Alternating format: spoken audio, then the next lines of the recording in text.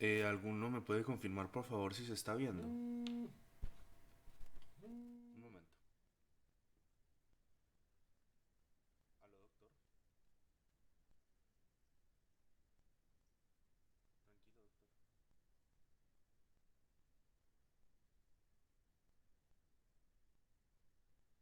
Eh, Doctor, ¿será que de pronto puede compartir un momento como si estuviera en una presentación para ver qué es lo que pasa?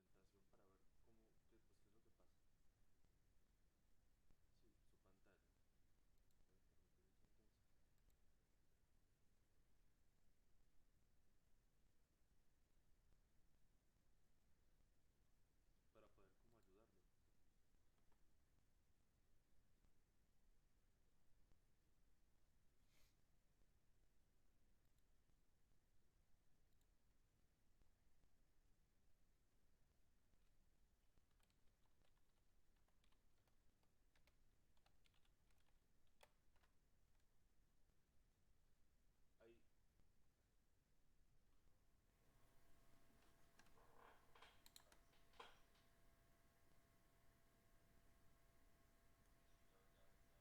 Ahí, lo, ¿puede entonces tratar de prender el micrófono, por favor, doctor?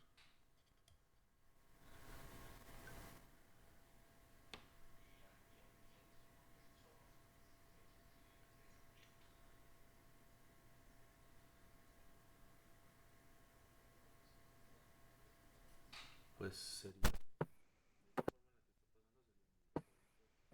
está pasando sería muy doctor.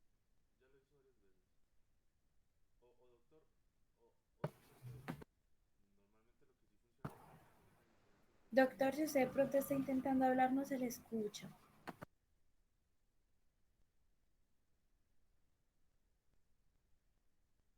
Sí, pues yo creo que eso seguro funciona. Seguro, seguro. Dígame, cuéntame.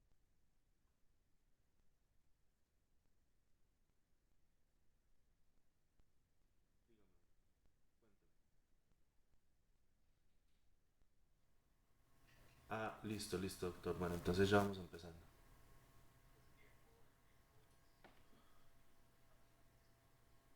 Bueno, bueno, señor. Hasta luego.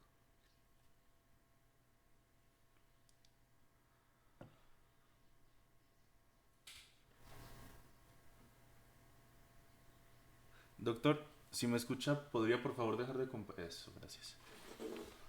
Bueno, entonces, mientras el doctor reinicia el computador, vamos a ir empezando. Pues que fue en este momento de silencio, estaba hablando con él por teléfono. Listo. ¿Será que alguien, por favor, podría confirmarme si se está viendo? Gracias. Sí, sí, sí. Sí, sí, está bien. Bueno, muchas gracias.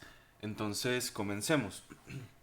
Buenos días, nosotros somos el grupo de patología de tubas uterinas y ovario y hoy les estaremos hablando un poco de la patología de estos órganos. Nuestro grupo está conformado por Alejandro Mariles, quien les habla Juan Felipe Calle y Johnny Walteros, así que vamos a empezar. Siguiente, por favor. Bueno, con respecto a las tubas uterinas, decimos que el trastorno más frecuente es la infección, o en este caso la salpingitis, y casi siempre como parte de la enfermedad inflamatoria pélvica. También otros trastornos frecuentes son la gestación ectópica y la endometriosis. También se dice que la inflamación se debe casi siempre a una infección, que además de la gonorrea, otros gérmenes distintos como clamidia, Mycoplasma hominis, coliformes, estreptococos, estafilococos, que son los principales responsables. También que los cambios morfológicos causados por los gonococos son parecidos a los descritos en el aparato genital masculino. También se dice que las infecciones por coliformes, estreptococos y estafilococos pueden atravesar la pared de la trompa y causar infecciones hematógenas que alcanzan pues, sitios alejados. También que la salpingitis tuberculosa es mucho menos frecuente y casi siempre se asocia a una endometritis tuberculosa. También decimos que todos los tipos de salpingitis pueden cursar con fiebre, dolor abdominal bajo o pélvico, además de masas pélvicas. Esto a consecuencia de la distensión de las trompas por el exudado o los restos inflamatorios que tengan. También es importante destacar que las adherencias entre la trompa inflamada y el ovario, además de los tejidos ligamentosos adyacentes, pueden provocar abscesos tubo-ováricos. Y pues esto a su vez nos provoca adherencias entre la trompa y el ovario cuando se da la inflamación. Y pues esto puede ser incluso grave que las adherencias propias de los tejidos ováricos y donde se asocian con un aumento del riesgo de gestación ectópica actuaria, como hablaremos más adelante. Siguiente, por favor. Bueno, aquí es importante destacar que aunque antes se pensaba que era poco frecuente, parece que el adenocarcinoma primario de la trompa de falopio puede ser el verdadero origen de los carcinomas serosos de alto grado que antes consideraban de origen ovárico. Esto lo decimos ya que algunos estudios han descrito la existencia del carcinoma intraepitelial serotuárico o CIST en los extremos fimbriados de las trompas de falopio. Esto al igual que sucede con la lesión precursora del carcinoma seroso del cuerpo uterino, donde los focos del CIST tienen mutaciones del TP53 en más del 90% de los casos. También es frecuente encontrar este tipo de lesiones en las trompas que se extirpan de forma profiláctica en mujeres portadoras de mutaciones del gen BRCA1 y BRCA2. También con menos frecuencia se puede presentar en mujeres que se extirpan las trompas de falopio por otros motivos y factores de riesgo genéticos conocidos.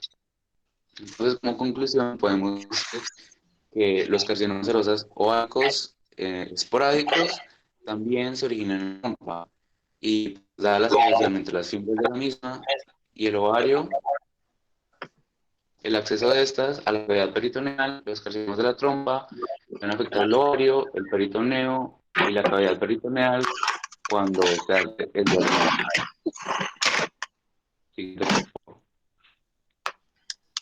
Doctor, ahora sí seguro se le está escuchando porque de hecho Sí, tenemos el perfecto, eco. sí, sí, ¿Será que puede perfecto. silenciar un No, poco?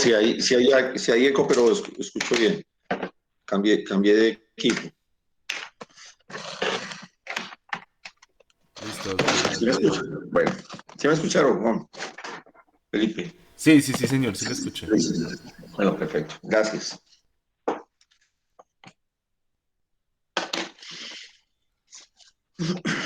Bueno, en esta imagen podemos observar la inflamatoria pélvica bilateral y simétrica, donde la trompa y el ovario a la izquierda están totalmente ocultos por una masa inflamatoria hemorrágica y la trompa estaría al ovario adyacente en el lado contrario.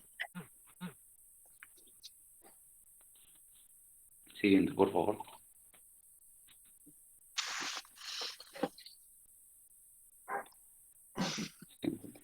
Bueno, respecto a los lúteos foliculares y el cuerpo lúteo, decimos que son tan frecuentes que podrían considerarse variantes de la normalidad, dado que estas lesiones se originan a partir de folículos de Graf que no se rompen o de folículos que se rompen y luego se sellan de forma inmediata. Decimos que estos quistes suelen ser múltiples y aparecen por debajo de la serosa del ovario. Típicamente es pequeños de 1 a 1.5 centímetros de diámetro y están llenos de líquidos claro. Es importante mencionar que en algunas ocasiones se hacen lo suficientemente grandes, alrededor de 4 a 5 centímetros, como para generar masas palpables y producir dolor. Pero cuando son pequeños se revisten por células de granulosa o luteínicas, que al acumularse líquido la presión puede atrofiar pues, las células como tal. Decimos que a veces los quistes se rompen y ocasionan una hemorragia intraperitoneal con síntomas peritoneales que nos podría parecer a un abdomen agudo. Siguiente, por favor. Bueno, con respecto al síndrome del ovario poliquístico, o antes llamado síndrome de Stern-Lowenthal, es un trastorno endocrino complejo que está caracterizado por hiperandrogenismo, alteraciones menstruales, ovarios políticos, ovulación crónica y reducción de la fertilidad. Bueno, la paciente suele consultar después de la menarquia o durante la adolescencia por oligomenorrea, hirsutismo, fertilidad y en ocasiones obesidad. En este síndrome, los ovarios miden el doble de lo normal. Son blanco grisáceo y tienen una corteza externa lisa, llenada de quistes corticales de 0.5 o 1.5 centímetros de diámetro. Con respecto al estudio histológico, pues este nos revela una cápsula ovárica engrosada, fibrótica, que nos recubre innumerables quistes foliculares que están vestidos por la granulosa con una teca interna luteinizada hiperplásica. Y pues nos llama la atención la ausencia de cuerpos lúteos en el parto.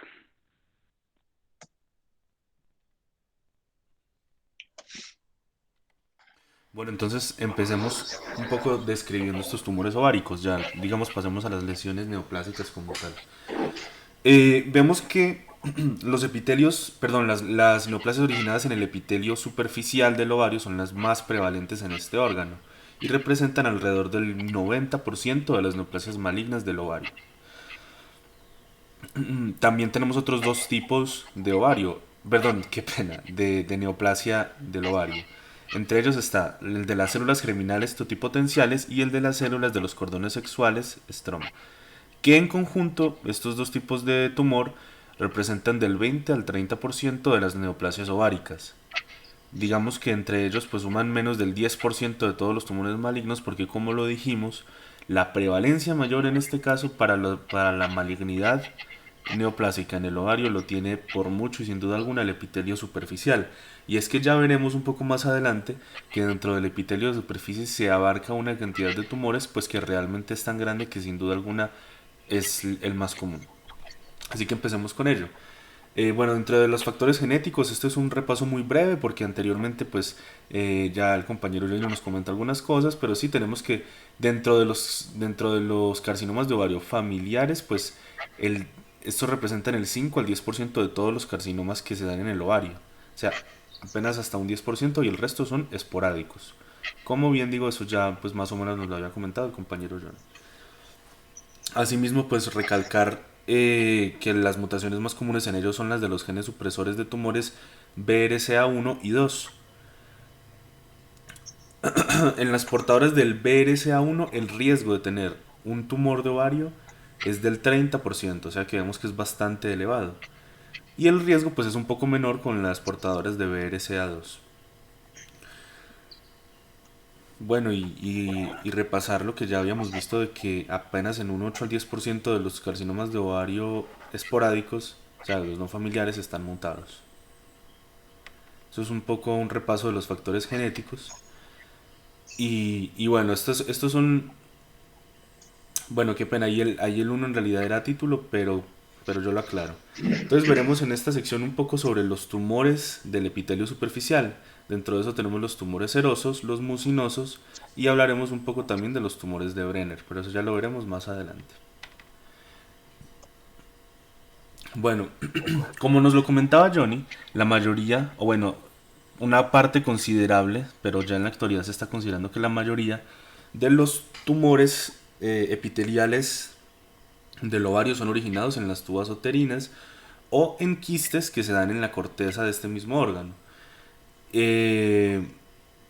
Porque el epitelio que recubre a estos tumores pues usualmente está relacionado y por los factores genéticos que nos comentaba Johnny anteriormente. Entonces se cree que estos llegan aquí por diferentes métodos de movilización. Pues uno de ellos es por invasión de contigüidad y también se considera que por los movimientos epiteliales, a causa de contracción de las trompas, pues también se da una movilización de los tumores. Entonces estas lesiones, digamos, estas como siembras tumorales que provienen, digamos, de las trompas, pueden sufrir unos cambios metaplásicos o, digamos, neoplásicos, pues que pueden generar ya en el ovario como tal 3 tipos de lesiones independientemente, digamos, de su característica histopatológica, que serían benignas, malignas o borderline.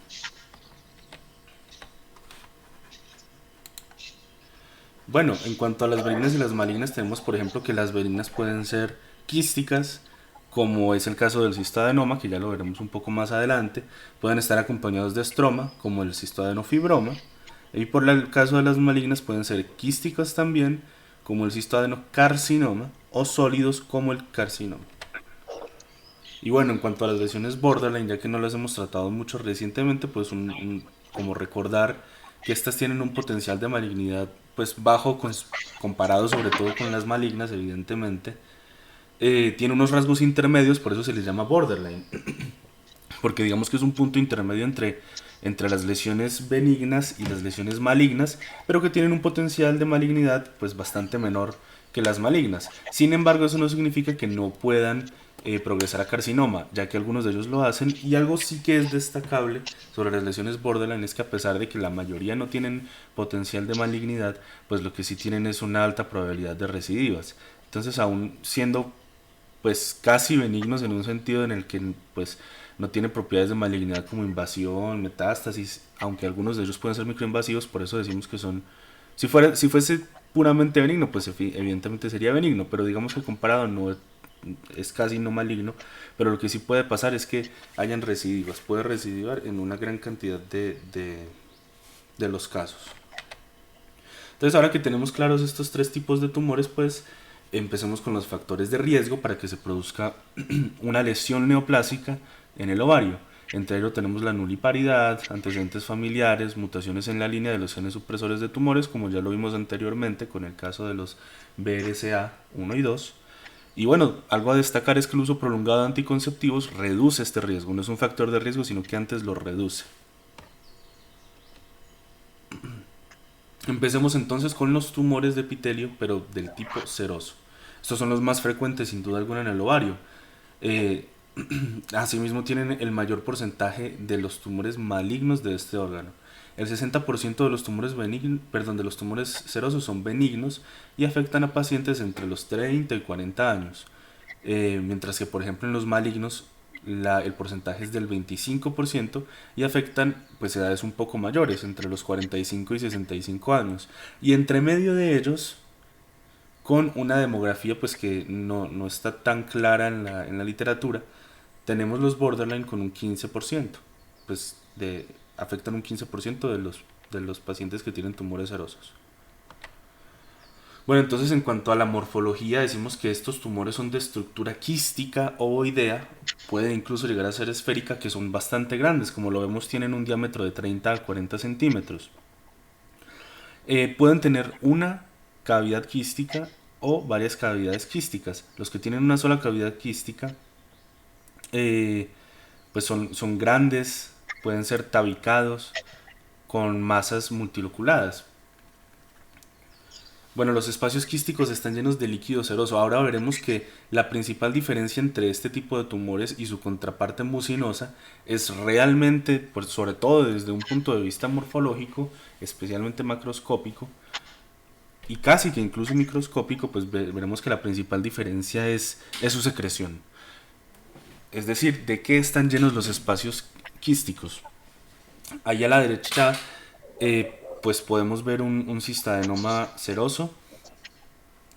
Y es que entonces pues decimos, como se puede observar, que en las cavidades quísticas se reconocen proyecciones papilares, aunque pueden ser más llamativas en los tumores malignos. En este caso pues no es maligno, entonces tampoco hay tantas proyecciones papilares, pero lo que sí se puede observar son los tabiques que lo hacen multilocular. Bueno, entonces hablando específicamente de los benignos. El 25% de ellos son bilaterales. La serosa se puede observar lisa y brillante. Eso es un punto pues, que lo puede diferenciar, por ejemplo, del maligno. Están recubiertos por epitelio cilíndrico simple, que a menudo puede llegar a ser ciliado.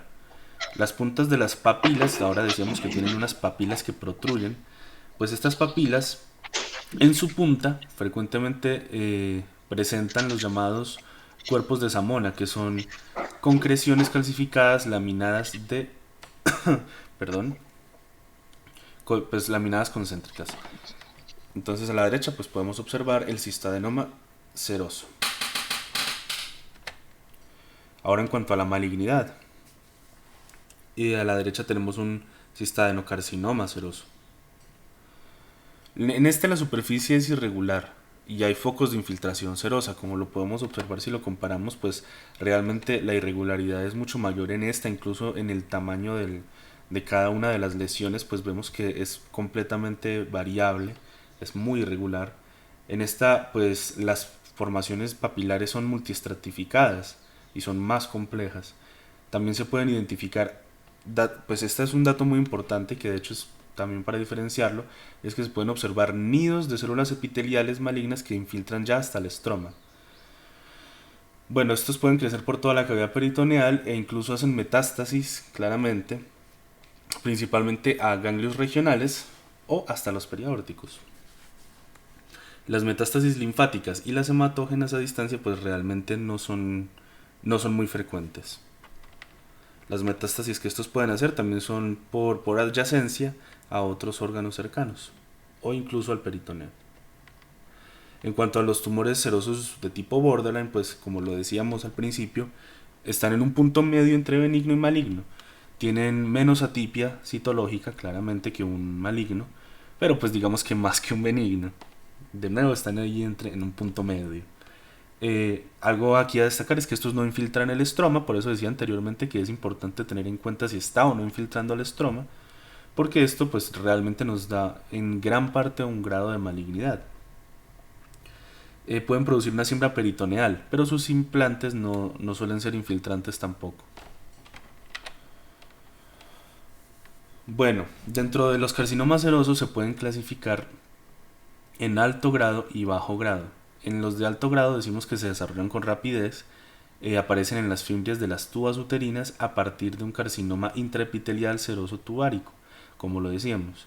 Entonces este tipo de carcinoma no aparece directamente por el epitelio celómico del ovario, sino que es la movilización de la lesión tumoral originada en las fimbrias de la tuba uterina a partir de un carcinoma intraepitelial, y de allí progresa, digamos, hasta el epitelio del ovario, donde se forma este carcinoma seroso. La mutación del gen TP53 está presente en el 95% de los casos. O sea que también puede ser pues, un ítem diferenciador a la hora de realizar un diagnóstico. Pero también en cuanto a la genética, pues pueden tener mutados otros genes supresores de tumores como NF1 y RB, y asimismo, como lo decíamos al principio y ya lo hemos recalcado varias veces, pero es que es importante, los genes BRCA1 y BRCA2. Estos, los de alto grado, digamos que en este caso lo de alto grado y bajo grado se refiere a malignidad, alto grado de malignidad y bajo grado de malignidad. Entonces evidentemente los de alto grado tienen un peor pronóstico que los de bajo grado. Pero los pacientes que tienen mutación en BRCA1 o 2 tienen mejor pronóstico que los que no. Ahora hablando de las lesiones carcinomatosas serosas de bajo grado de malignidad, pues decimos que surgen o de lesiones benignas o de lesiones borderline, por su menor grado de malignidad. Estos progresan de forma lenta y escalonada al carcinoma infiltrante. No es una lesión realmente tan agresiva como lo puede ser las de alto grado. Y en cuanto a su parte genética, se asocian más con mutaciones del gen KRAS. Pasemos entonces ahora a hablar un poco de los carcinomas, de los tumores mucinosos. Evidentemente lo que más lo diferencia de los serosos es que el epitelio, en este caso de la lesión neoplásica, no es secretor digamos, de secreción serosa, sino en este caso de mucina. Por eso su nombre, mucinoso. En las lesiones malignas son mucho menos frecuentes. Vemos que el 80% son benignos, el 10% apenas malignos y el otro 10% borderline. Bueno, en cuanto a su morfología, son masas quísticas, son indistinguibles de los serosos excepto por el contenido de sus espacios quísticos, que, como lo decíamos anteriormente, es lo que lo diferencia, y en este caso son mucinosos, no serosos. Es más probable que sean grandes y multiquísticos eso también es un aspecto que los puede diferenciar de los serosos. La penetración de la serosa y las zonas de crecimiento sólido son sugestivas de malignidad. Normalmente pues sí. Revestido por epitelio cilíndrico productor de mucinas, y eso ya lo habíamos comentado anteriormente. Podemos continuar. Bueno, hablando específicamente de los tumores mucinosos malignos, aquí tenemos el cistadenocarcinoma mucinoso. Hay unas áreas de crecimiento sólido, hay estratificación en las células, como lo podemos observar en la imagen, ya los núcleos no se están viendo tan alineados, se está viendo una cantidad de atipia citológica mayor, y hay infiltración del estroma. En este caso, pues tal vez por la imagen no se pueda apreciar tan claramente, pero vemos el epitelio, vemos el desorden generalizado, y en algunas partes del epitelio incluso ya se está pudiendo observar por la forma en la que están ordenados los núcleos, pues que se comienza a realizar una estratificación. Bueno, aquí hay unas aclaraciones importantes, y es que hay que diferenciar los tumores mucinosos, por ejemplo, de tumores de Krukenberg, que son metástasis de adenocarcinomas mucinosos, pero que no son de origen ovárico, sino que son de origen digestivo y son bilaterales. El hecho de que sean bilaterales realmente es un factor que lo puede diferenciar de los carcinomas mucinosos que se originan en el ovario, porque los ováricos no son bilaterales comúnmente, o bueno, aunque lo pueden ser con mucha más frecuencia, lo son en los tumores de Krukenberg. También hay que diferenciarlo del pseudomixoma peritoneal, que es de origen digestivo, especialmente apendicular, y que lo podemos definir como una implantación estable de células mucinosas en el peritoneo.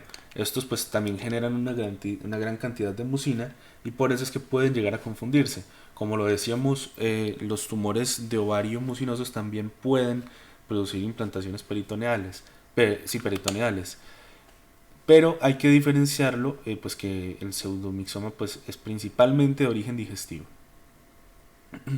Y en cuanto a la rotura, pues los carcinomas o si los tumores mucinosos de ovario pueden producir una siembra peritoneal, pero esta siembra tiene una regresión espontánea, que es pues digamos lo más común, es lo típico, que cuando se rompe y genera una siembra en el peritoneo, la regresión es espontánea. Por eso es tan importante diferenciarlo de los otros dos, porque en los otros dos la regresión no es espontánea y puede ser de tratamiento un poco más complejo, mientras que al ser de origen ovárico lo esperado es que haya una regresión por sí solo, que por sí solo el tumor desaparezca. De Bueno, pronto, pues, Felipe, yo tengo un comentario un momentico general, sí, sí, doctor. pero la importancia que tiene este tipo de neoplasias en el ovario debido a su alta frecuencia con respecto a estas lesiones de tipo quístico. Y dentro de todo lo que comentaba Felipe, digamos, se puede establecer que son lesiones que pueden ser pues, de un solo espacio o de varios espacios, independiente de que contengan en su interior pues, moco o que contengan material seroso. Pero hay un dato que es muy relevante, que con la visión macroscópica, o sea, en el momento de hacer el análisis macroscópico, hablando de la medida, del aspecto, en que nos tomamos o determinamos que es una superficie que es blanca y que es lisa y totalmente brillante, que eso le genera a uno pues un paso hacia que este tipo de proceso con el cual nos estamos encontrando posiblemente tiene benignidad. Hablo en la superficie externa como tanto en la interna. La externa regularmente siempre es lisa y brillante, pero en la interna se puede generar, se pueden generar como proyecciones, digamos, que se terminan como papilares sobre la superficie, sobre esa superficie de menor o de mayor tamaño y mucho más si hay algunas zonas donde realmente adquiere un aspecto sólido, por mínimo que sea, pues hay que, eso se llama mapear, o sea, tomarle muestras a esa zona de una forma insistente. Y porque es posible que nos encontremos con algo que se llama cistadenoma papilar, que sigue siendo una lesión de tipo benigna, pero se están generando proyecciones papilares. Y en ese sitio hay que buscar con mucha sutileza y con mucho cuidado que no exista ese componente de borderline, de ciertos cambios citológicos o o algún aspecto, digamos, que se genere estratificación para poderlo terminar, o en su caso, que sea una neoplasia de tipo maligno, en el cual, como comentaba Felipe, que el hecho de que exista invasión hacia la estroma es determinante que ese proceso es maligno e inclusive cuando hay células sueltas dentro de la superficie luminal. Pero como eso, pues quiero que en el acto quirúrgico, y es usual que lo hagan, lo abren el quiste y con eso pues da tranquilidad de que, ejemplo, el cirujano, pues el ginecólogo en ese caso, pues él continúa con la cirugía, o sea, haciendo solamente la extirpación de la masa y por el hecho de que pues, macroscópicamente le da como cierto porcentaje importante de que esa lesión muy posiblemente es benigna, indudablemente por más que se crea o se considere en ese momento que es benigna, el estudio histopatológico siempre tiene que ser determinante, pero es de los tipos de neoplasias en las cuales con la visión macroscópica uno se gana un terreno altísimo, más del 90% que esa lesión es benigna y por eso en el acto quirúrgico pues se hace solamente eso, a diferencia de que pronto al abrirlo se encontrarán con algo, entonces ya pues es usual, pues, dependiendo pues del tipo de institución, pues se solicita una biopsia por congelación, porque pues con eso, si el patólogo da un informe que encontró células de aspecto maligno, pues entonces la cirugía va a tener otro componente, de hacer histerectomía, de hacer vaciamiento ganglionar, posiblemente omentectomía, inclusive apendicectomía, pues dentro de pues, un protocolo que se utiliza para estos casos. Bueno, sigamos entonces. Bueno, doctor, muchas gracias por la aclaración. Continuando, también tenemos entonces tumores epidermoides, digamos que ya pasamos de la parte de la formación cilíndrica del epitelio en el que se puede producir pues, secreción mucinosa o serosa. Y en este caso hablaremos un poco de tumores que ya toman un aspecto un poco más epidermoide, como lo menciona su nombre. Bueno, aquí una disculpa, no sé qué pasa con esa imagen. No, no, a ver. No, pues qué pena los compañeros y al doctor, no sé qué pasa ahí con esa gráfica. Pero bueno, entonces se los voy a explicar. Estos también pueden ser sólidos o quísticos como los que veíamos anteriormente. Recordemos que todos estos tumores que hemos estado hablando en esta parte son originarios del epitelio ovárico. Todos se han originado del epitelio ovárico. Unos producen mucina, otros producen una secreción serosa. Y en este caso tenemos unos de un aspecto bastante más diferente y que por ese mismo sentido puede ser un poco más sencillo de diferenciarlo de los otros dos. Porque recordemos que la principal diferencia entre el mucinoso y el seroso es su secreción. En este caso ya hay una diferencia, digamos, en un sentido morfológico mucho más marcada. Como les decía, pueden ser sólidos o quísticos. Qué pena con... Hoy estoy un poco mal de la garganta. Una disculpa por estar haciendo constantemente. Se pueden asociar a endometriosis. Tienen una formación de glándulas tubulares similares a las endometriales que están en el revestimiento de los espacios quísticos. Suelen ser malignos con mucha más frecuencia que los que vimos anteriormente. Pueden ser bilaterales en un 30% de los casos. Como vemos, también tienen un porcentaje de bilateralidad mayor a los que habíamos visto hasta ahora. Del 15 al 30% de ellos tienen un carcinoma endometrial simultáneo. De hecho, es probable, según se ha observado, que el origen de estos tumores epidermoides sea endometrial. Por eso es que es tan común que haya un carcinoma endometrial simultáneo, pero no es el único origen.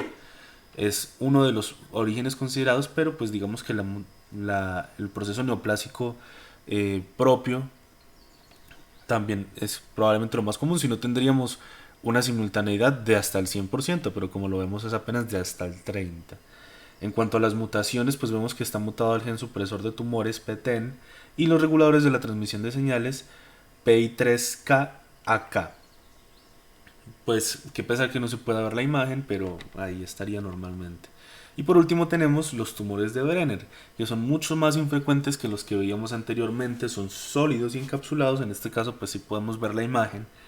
Esto, a diferencia del anterior, que hasta ahora, como habíamos visto, tiene el mayor porcentaje de bilateralidad, Pues para el caso de los tumores de Brenner vemos lo contrario, comúnmente son unilaterales, no bilaterales. En el estroma entonces en estos presentan unos nidos de epitelio transicional. Aquí ya podemos ver entonces una diferencia, y es que a pesar de que el tumor como tal, digamos que es de células epiteliales, no se presenta en el epitelio, se presenta ya como tal en el estroma. Como podemos ver en la imagen, se encuentra encapsulado. Ahí vemos los llamados nidos quísticos, que están revestidos por epitelio cilíndrico, que es secretor de moco. Entonces ahí vemos ese nido encapsulado, revestido por epitelio, de hecho pues compuesto por células epiteliales. La superficie de este, desde un aspecto digamos macroscópico, es blanco, grisáceo, tiene unos 20 centímetros de diámetro, puede llegar a tener hasta 20 centímetros de diámetro esta lesión, y la mayoría son benignos. Por estar ahí encapsulados y por estar simplemente con una producción de moco, pues realmente no tienen una afectación mucho mayor. En la imagen que podemos observar a la derecha entonces están todas estas características que mencionamos. Se ve el tumor dentro del estroma, está encapsulado, compuesto y rodeado por células epiteliales, eh, y digamos que la mancha rojo oscuro que se encuentra en la parte inferoizquierda del tumor, pues es un signo llamado signo en grano de café, que es típico de este tipo de tumores de Brenner. Entonces, como lo podemos observar ahí, por su naturaleza encapsulada, pues es mucho más benigno. Y este puede originarse a partir del epitelio de superficie o del urogenital. De hecho, una de las descripciones morfológicas es que puede llegar a recordar en sus estados de formación al epitelio urogenital.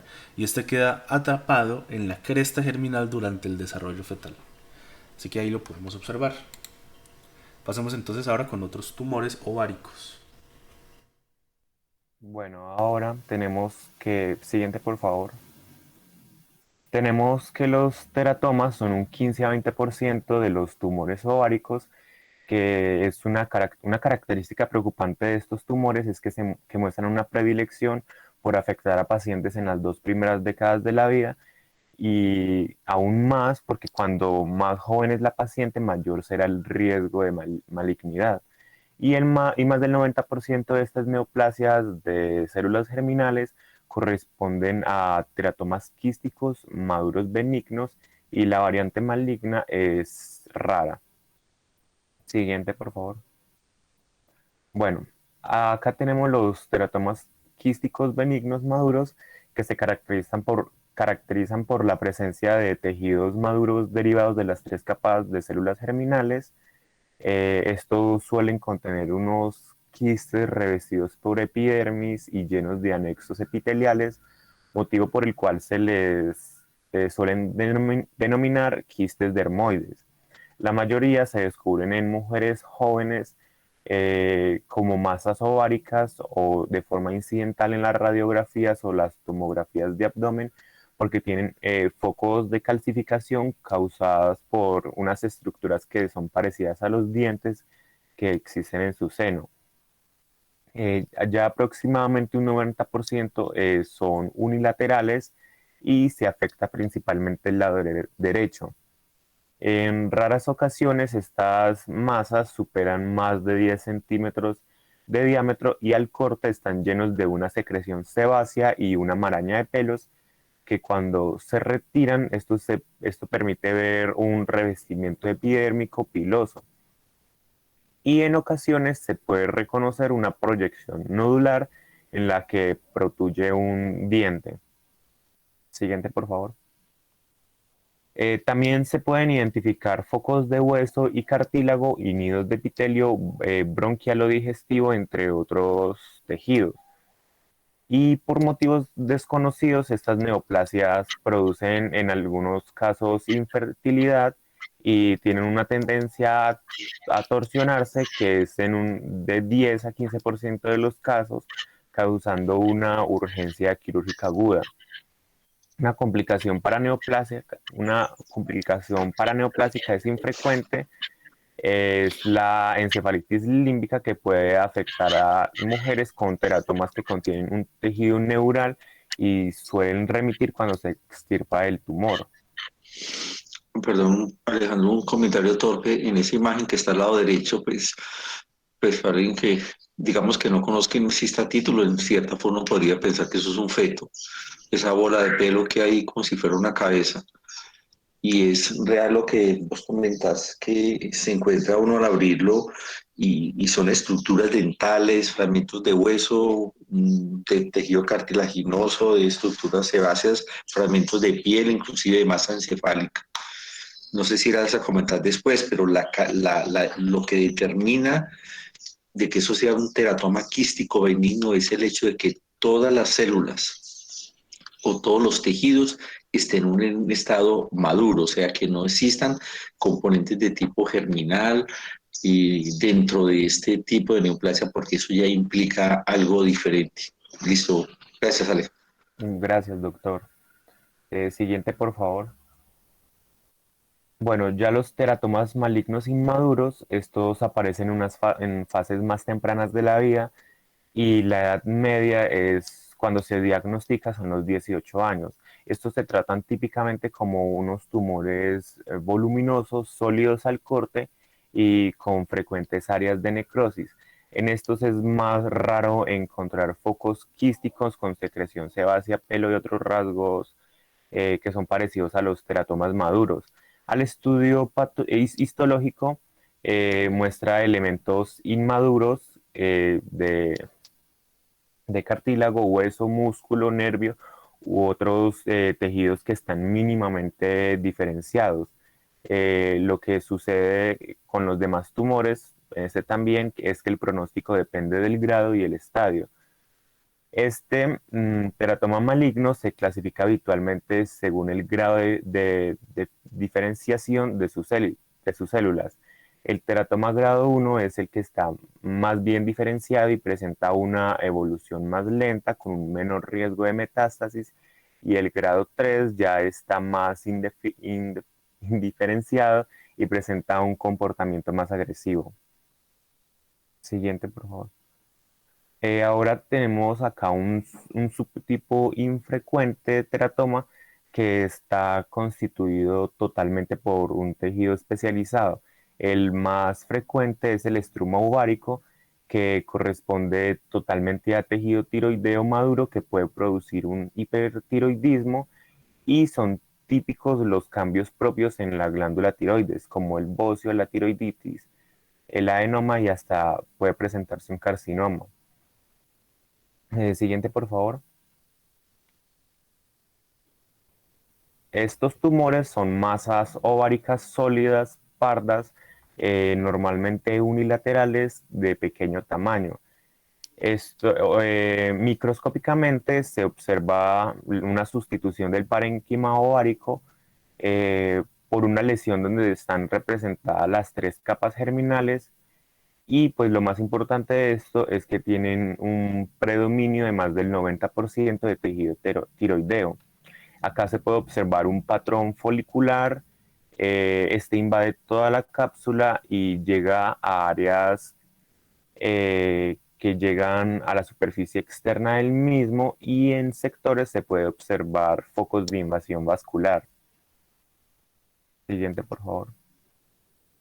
Bueno, ahora en otros tipos están, bueno, para continuar con las neoplasias de células germinales, está el disgerminoma, que se presenta como un estroma que puede contener linfocitos y ocasionales granulomas. Estos se localizan en entre el 80 y 90% unilateral, se presentan normalmente en la segunda, tercera década de la vida, y todos son malignos, pero solo un tercio producen metástasis y el 80% eh, pueden ser curados. Siguiente, por favor. El coriocarcinoma es idéntico al tumor placentario, y en este se dan dos tipos de células epiteliales, el citotrofoblasto y el sincitiotrofoblasto. Estos se ubican unilateralmente y se presentan principalmente en las 3 primeras décadas de la vida, y el comportamiento es que se dan unas metástasis precoces y extensas, y normalmente pueden ser resistentes a la quimioterapia. Siguiente, por favor. Ahora ya con tumores de los cordones sexuales tenemos al de las células de la teca granulosa.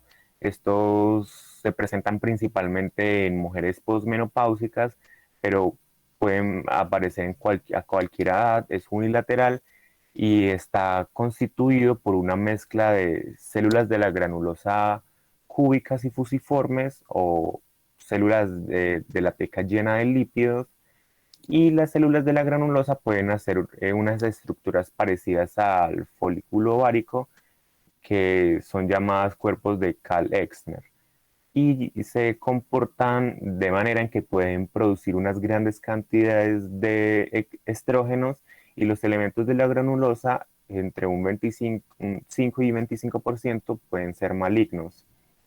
Siguiente, por favor. Ahora el tecomafibroma, entonces se presenta a cualquier edad, es unilateral. Este se ve por unas células de la teca llena de lípidos y la mayoría no tienen una actividad hormonal. Lo que sí se puede presentar es que aproximadamente en un 40% producen ascitis e hidrotórax y rara vez son malignos. Ahora acá en la célula de Sertoli-Leydig se pueden dar en todas las edades, es unilateral. Este se puede como recordar al desarrollo de los testículos con unos túbulos o cordones y unas células de Sertoli que son rosadas y rellenas. Y estos pueden ser muchos masculinizantes o feminizantes y rara vez son malignos. Y en las metástasis ováricas tenemos que estos ya se presentan a una edad avanzada y suelen ser bilaterales. Estos son unas células tumorales anaplásicas, cordones y glándulas dispersas en un fondo fibroso, y las células pueden secretar mucina y tener una morfología de anillo de sello. Y el origen primario de estos son los tumores de Krukenberg, de origen digestivo y mama y pulmón. Bueno, ya en las características clínicas tenemos que pues se considera un reto clínico porque los síntomas o signos solo se desarrollan cuando el tumor está muy avanzado. En algunos casos los tumores del epitelio de superficie ovárico suelen ser asintomáticos hasta que alcanzan un tamaño suficiente como para causar síntomas de compresión local, en el cual se genera dolor, molestias digestivas y una frecuencia urinaria anormal. De hecho, aproximadamente un 30% de las neoplasias de ovario se descubren de una forma incidental en una exploración ginecológica rutinaria. Ya las masas grandes, sobre todo los tumores epiteliales, más frecuentes, pueden producir un aumento del perímetro abdominal, y las masas más pequeñas, sobre todo los quistes dermoides, pueden torsionarse sobre los pedículos y producir un dolor abdominal grave que se confunde con un abdomen agudo. La siembra metastásica de los tumores serosos malignos suelen ocasionar ascitis, mientras que los tumores ováricos funcionantes suelen producir endocrinopatías que ya son el motivo de la consulta. Eso es todo, muchas gracias. Bueno, muchachos, muchas gracias. Sí, muy bien hecha la descripción de lo que corresponde, es decir, los hallazgos generales y conceptuales con respecto a las lesiones neoplásicas de ovario.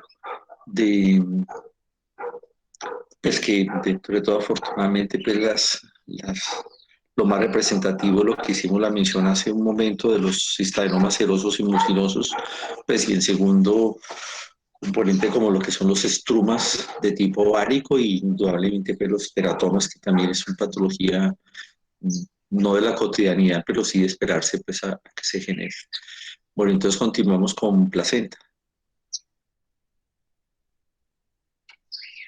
Sí, doctor. Si les parece, pues un lapso pues, de 5 minuticos, o si no seguimos, como quieran. Sí, doctor, ya. Bueno, por eso, bueno, no quieren descansar 5 minuticos, sino que seguimos, ¿cierto?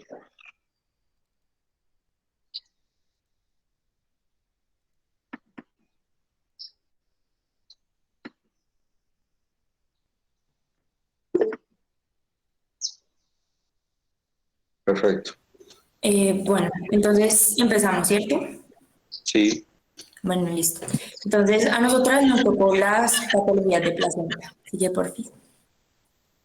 Bueno, la placenta es el órgano que se une de forma directa y funcional al bebé en gestación con su madre. Se forma a partir de las células del feto, se adhiere al útero de la madre y se conecta con el cordón umbilical. Tiene entonces una forma discoidea, pesa 500 gramos y mide alrededor de 15 a 20 centímetros de diámetro y 2 a 3 centímetros de espesor. Dentro de sus funciones encontramos la del intercambio de nutrientes entre la sangre materna y la fetal, la función de respiración o la oxigenación, la función endocrina, que es para la producción de hormonas como estradiol, estrona, estriol, progesterona, las funciones metabólicas, la función excretora para la eliminación sustancia de desechos o toxinas, y la función de barrera, que es proteger al feto. ¿Sigue? Bueno, lo primero que tenemos son la inflamación e infecciones placentarias. Siguiente. Puede producirse infecciones en la placenta, como la placentitis o la villositis, en las membranas fetales, como la corioamnionitis, y en el cordón umbilical, como la funicitis. Estas infecciones tienen, digamos, dos vías para llegar a la placenta, que puede ser o bien ascendente o transplacentaria. Siguiente. Bueno, en cuanto a la vía ascendente, que es a través del canal del parto, las infecciones ascendentes son con gran diferencia, son las más frecuentes. En el mayor de los casos se debe a bacterias y se relaciona con una rotura prematura de las membranas fetales. Y tenemos que las relaciones sexuales son factores también favorecedores para estas infecciones ascendentes. Tenemos un aspecto macroscópico y es que va a haber un líquido amniótico turbio con un exudado purulento, y un aspecto microscópico que es que dentro de ese estudio microscópico se muestra un infiltrado neutrófilo del corión y del amnios con edema y congestión, que es como se vería entonces más o menos en la foto. Y al extenderse más allá de las membranas, esa infección puede entonces ya pasar a afectar al cordón umbilical y las villosidades placentarias, que sería la funiculitis. Y las infecciones ascendentes, por lo general, se ven más que todo a micoplasma, a cándidas y a otras bacterias que son, pues, hacen parte de lo que es la flora vaginal. Siguiente.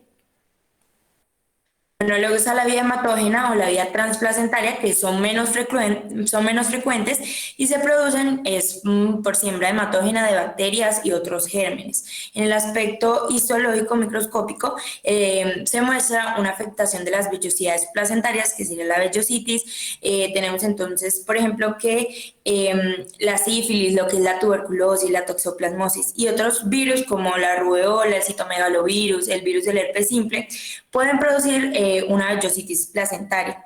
Y las infecciones transplacentarias pueden afectar al feto y ocasionar el complejo TORCH, que consta de toxoplasmosis, de otras infecciones, de rubeola, de citomegalovirus y de herpes. Siguiente.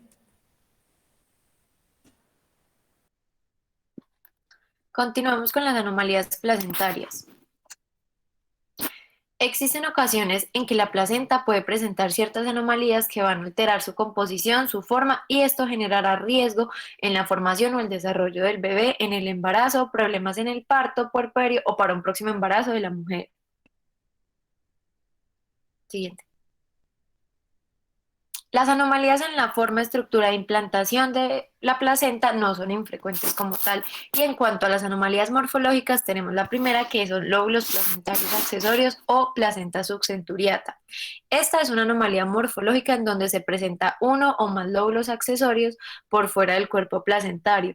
Pueden ser de diferentes tamaños, se pueden encontrar conectados mediante vasos sanguíneos a la placenta principal. Su frecuencia es más o menos de 5 al 6%. El principal riesgo de esta es que persista intraútero el lóbulo como tal después del alumbramiento y se puede generar hemorragias muy graves. Tenemos la placenta bipartita. Esta está dividida en dos lóbulos separados como tal, pero se unen por vasos primarios y por membranas. Este tipo es una variación rara que genera la retención de un lóbulo, y si se da esto podrá dar complicaciones hemorrágicas e infecciones. Siguiente.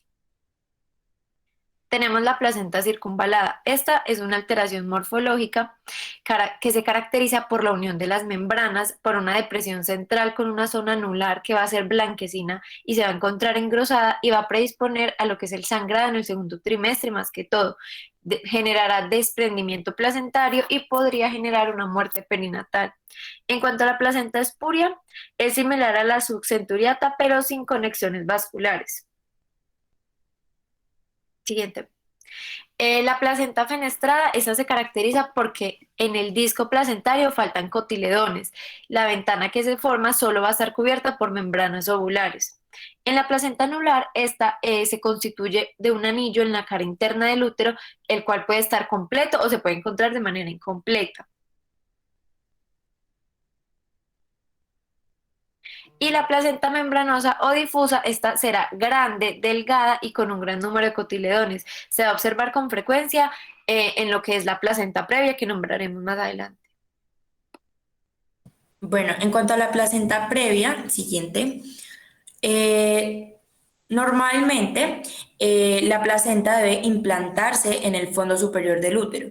La placenta previa va a ocurrir cuando la placenta obstruye de manera total o parcial el cuello uterino de la madre, es decir, la salida del útero. Entonces, esto se empieza a notar más o menos en la segunda mitad del embarazo, ya que aquí el cuello comienza a tener modificaciones como lo es el borramiento, la dilatación, y al ocurrir en el sitio donde se implantó, donde se insertó esa placenta, se rompen vasos sanguíneos o hay despegamiento placentario, lo que genera hemorragias de la segunda mitad del embarazo.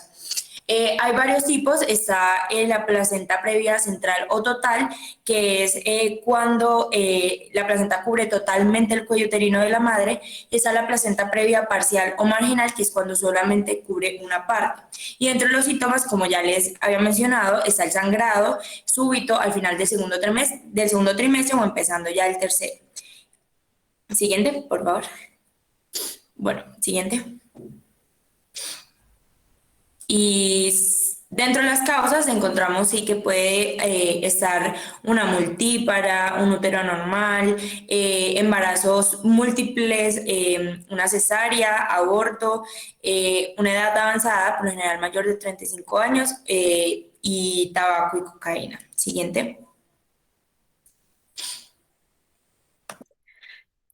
Continuando con el desprendimiento prematuro de la placenta comienza su desprendimiento después de la expulsión del bebé, cuando al producirse mayores contracciones uterinas se reduce el área donde estaba inserta, lo que generará una ruptura de los vasos sanguíneos. Esto formará lo que es un hematoma entre la placenta y el útero, favoreciendo su desprendimiento y la expulsión del mismo. El desprendimiento prematuro de la placenta es cuando ésta se separa de la pared interna del útero antes de que nazca el bebé. Esto genera que no haya suficiente aporte de oxígeno y nutrimientos como tal, pues al feto. Siguiente. Se puede clasificar, al anterior, por favor. Se puede clasificar por grados. En el grado 0 tenemos que no hay síntomas y solo se va a diagnosticar el desprendimiento de la placenta después del parto. En el grado 1, el cual es el más frecuente, hay sangrado escaso y pocas contracciones uterinas. El feto no se va a ver afectado. En el grado 2, van a haber más contracciones uterinas, existirán hemorragias moderadas y el aumento de la frecuencia cardíaca del feto podría verse en este caso. Y en el grado 3 la placenta se separa por completo de la pared uterina. Este es el más grave pero menos común. Es un sangrado muy intenso con continuas contracciones uterinas y requiere de cesárea urgente.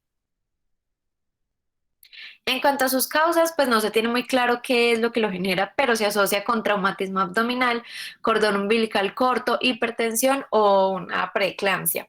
De los síntomas tenemos hipertonía uterina, que son contracciones sostenidas, contracciones más frecuentes de lo normal, dolor abdominal, sangrado transvaginal, malestar general, náuseas, movimientos menores del feto y sangre en lo que es el líquido amniótico. En cuanto al tratamiento, pues miramos si es leve o moderado. Si es leve, se recomienda reposo y cuando hay un desprendimiento mayor, se recomienda adelantar el parto, ya sea por parto vaginal, si ese está muy avanzado, o cesárea urgente en caso de que sea lo contrario o si no hay un trabajo de parto en este momento.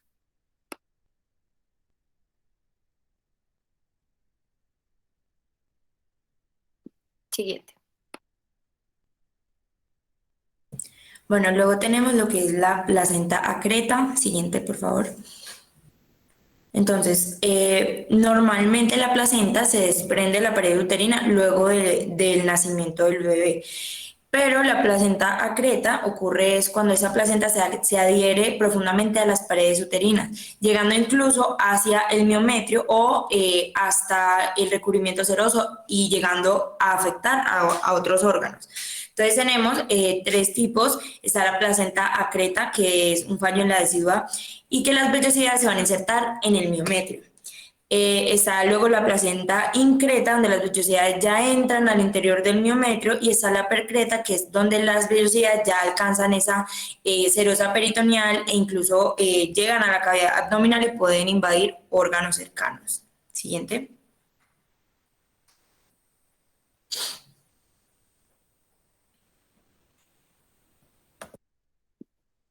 En cuanto a los restos placentarios, se presentan casos en los que sin existir un problema de penetración excesiva de la placenta o acretismo, hay retención de lóbulos o de fragmentos placentarios, lo que va a ocasionar hemorragias severas después del parto. Eso se previene o se resuelve mediante lo que es la revisión manual cuidadosa de toda la cavidad uterina después de lo que es el alumbramiento como tal. Bueno, luego tenemos lo que es la enfermedad trofoblástica gestacional. Esta constituye un espectro de tumores y de afecciones pseudotumorales caracterizados por proliferación del tejido trofoblástico asociado al embarazo de potencial maligno y progresivo. Las células anormales empiezan entonces en el tejido que normalmente se convertiría en la placenta. Siguiente. Tenemos entonces que está la mola hidatiforme, que sería el 80% de los casos. Es una masa o tumor poco común que se forma en el interior del útero al comienzo de un embarazo. Entonces se va a desarrollar una mola hidatiforme cuando se produce un crecimiento de un óvulo fecundado anormal o por el crecimiento descontrolado del tejido de la placenta. Las vellosidades placentarias se llenan de fluido y se vuelven edematosas. La placenta entonces crece normalmente con poco o con ningún tejido fetal, y el tejido de la placenta forma una especie de masa en el útero, como se ve en la foto. Generalmente en el ultrasonido se muestra como una apariencia de mora, ya que tiene como muchos quistes pequeñitos. Y esas molas se pueden dar en cualquier edad de la vida reproductiva activa, sí, pero el riesgo es mayor en mujeres embarazadas como en edades extremas, o sea, menores de 18, digamos, y entre los 40 y 50. Siguiente.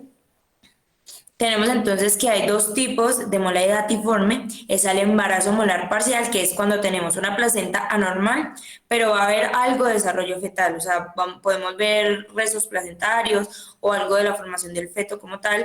Y está el embarazo molar completo, que es cuando la placenta está normal, pero no vamos a encontrar ningún feto. Y como vemos en la ecografía, la de abajo, está esa forma como de apariencia de mora que les mencionaba anteriormente.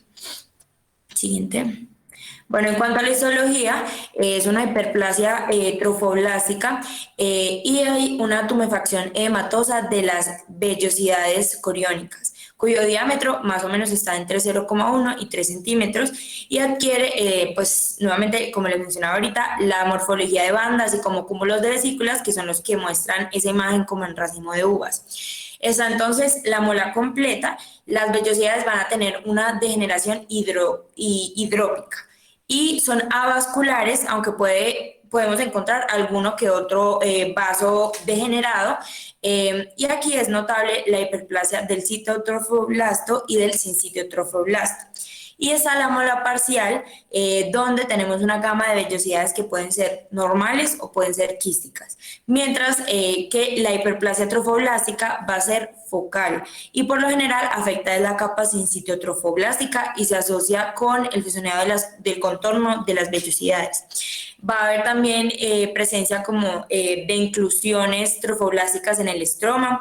En algunos casos de mola hidatiforme parcial está presente el feto, pero su desarrollo es siempre anormal.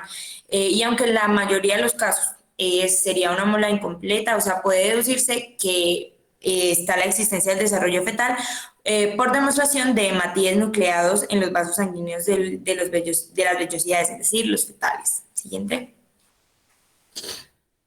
Aquí está entonces fotos que... Siguiente, por favor. Bueno, luego está la mola invasiva, que sería el 15% de los casos. Se define como una mola que penetra y que puede incluso perforar la pared uterina. Dentro de la morfología va a haber una invasión del miometrio por las vellosidades coriales hidrópicas, acompañado por una proliferación del citotrofoblasto y del sincitiotrofoblasto. El tumor es localmente destructor y puede invadir el tejido parametrial y los vasos sanguíneos, y clínicamente se va a presentar como un sangrado vaginal y un aumento irregular del tamaño uterino, es decir, va a tener un útero muchísimo más grande para la edad gestacional que tiene. También va a aumentar la hormona gonadotropina coriónica humana y puede haber diversos grados de luteinización de ovarios y responde bien a la quimioterapia, pero hay un riesgo que es que puede generar rotura uterina y que tocaría ya realizar una histerectomía como tal. Siguiente. Siguiente. Tenemos ahora lo que es el coriocarcinoma, que también se mencionó en la exposición pasada. Esta es una neoplasia epitelial maligna de las células trofoblásticas derivadas de cualquier forma de embarazo, previamente normal o ya sea normal. Esta es una neoplasia maligna que es rápidamente invasiva y genera metástasis también amplia. Una vez identificada, responde bien a lo que es la quimioterapia. Siguiente. En cuanto a su morfología, esta es clásicamente un tumor blando, carnoso, de color amarillo blanquecino, con tendencia a formar grandes áreas de necrosis isquémica, focos de reblandecimiento quístico y hemorragia extensa. En el examen histológico encontramos que es un tumor epitelial que no produce vellosidades coriales y que crece por proliferación anormal del citotrofoblasto y el sincitiotrofoblasto. En ocasiones es posible identificar anaplasia en el interior de dicha proliferación anormal, repleta de mitosis anormales. Ese tumor invade lo que es el miometrio subyacente, atraviesa frecuentemente lo que son los vasos sanguíneos y los linfáticos y en algunos casos se extiende hacia afuera, hacia la serosa uterina y en estructuras que son adyacentes. En este rápido crecimiento está sujeto a una hemorragia, a la misma necrosis e inflamación secundaria. En los casos fatales se van a encontrar con metástasis en los pulmones, cerebro, médula ósea, hígado. En cuanto a su clínica, siguiente, tenemos que no se produce una masa voluminosa. Se caracteriza por tener un manchado irregular de un líquido sanguinolento que es de color pardo y que en ocasiones es maloliente. Este exudado puede darse en el curso de un embarazo aparentemente normal o después de un aborto espontáneo o después de haber realizado lo que es un legrado. Siguiente, por favor. Y tenemos lo que es el tumor trofoblástico del lecho de implantación placentaria.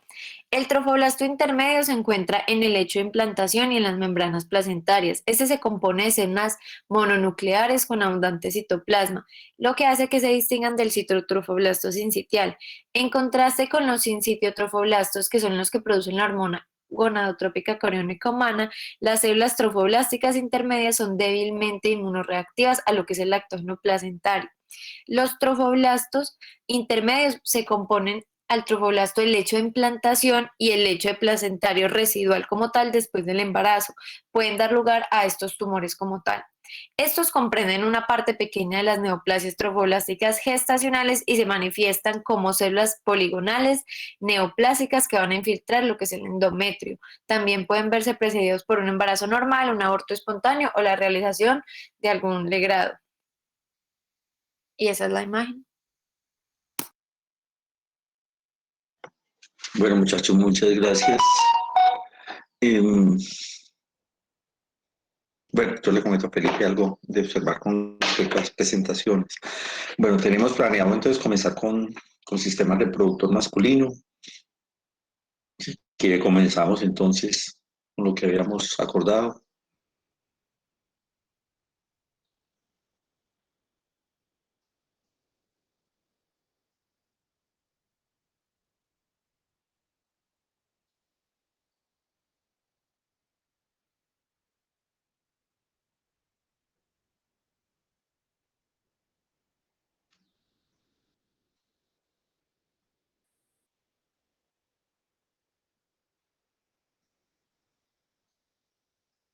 Aló, aló. Buenos días, Días. doctor. Lo que pasa es que nosotros estamos confundidos porque en el libro va primero pene, Sí, pero entonces no, empezamos por pene o por testículos. no, no, pues sí, pero no es lo que estaba en el testículo. Yo también les había mencionado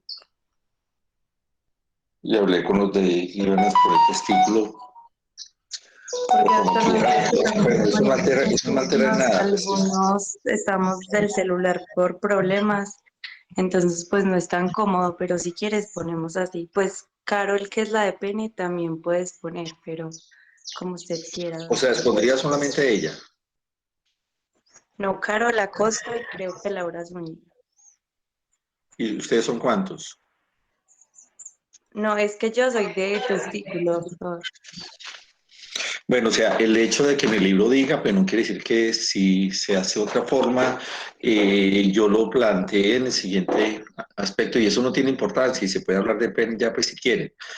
Es que se comenzaba con el recorrido que regularmente se hace comenzando con externos, que es el primer lugar el testículo, luego el recorrido que se sucede, que es conductos deferentes, glándulas anesas, uretra, y luego terminar el pene. Pero pues si quieren comenzar con el pene, pues háganlo, pues no le veo como ni por qué sí ni por qué no. Pues yo había dado la dirección, pero pues si eso es lo que establecen, háganlo. Entonces, comenzar. Hablo Listo. comenzar, no porque Entonces, porque pues si alcanzamos en ese tiempo. empezamos con la presentación del pene, doctor. Sí, Listo, doctor. Ya, entonces comparto.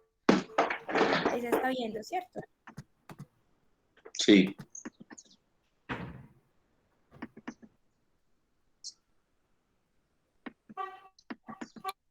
Bueno, muy buenos días. Entonces, en esta oportunidad, pues les vamos a hablar sobre las patologías del pene.